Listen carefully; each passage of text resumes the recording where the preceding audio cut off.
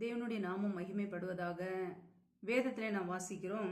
மத்தேயு எழுதிய சுவிசேஷ பகுதி 5ஆம் அதிகாரம் 22ஆம் வசனத்திலே, நான் உங்களுக்கு சொல்லுகிறேன், தன் சகோதரனை நியாயமில்லாமல் கோபித்துக் கொள்பவன் நியாய தீர்ப்புக்கு ஏதுவாய் இருப்பான் என்று கர்த்தருடைய வார்த்தை கூறுகிறது.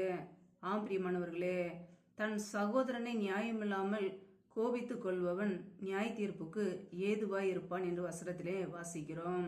இன்னைக்கு நம்முடைய வாழ்க்கையிலே கர்த்தருடைய பிள்ளைகளாய் நாம் மற்ற நபர்களை நேசிக்கிறோமா?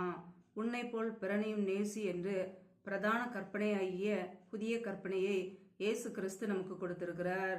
நாம் அவருடைய பிள்ளைகளாய் இருக்கிறோம். அவருக்கு சீஷர்களாய் வாழ நம்மை அர்ப்பணிக்க வேண்டும்.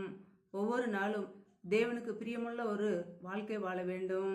இயேசு கிறிஸ்துவை ஏற்றுக்கொண்ட எல்லாருமே நமக்கு சகோதர சகோதரிகள். யார் மீதுமே நியாயம் இல்லாமல் நம் கோபப்படக்கூடாது. ஒருவேளை கோபத்தோடு வருத்தத்தோடு இருப்போம் என்றால் நாம் ஒப்புரவாக வேண்டும், அவர்களை மன்னிக்க வேண்டும். ஹல்லேலூயா.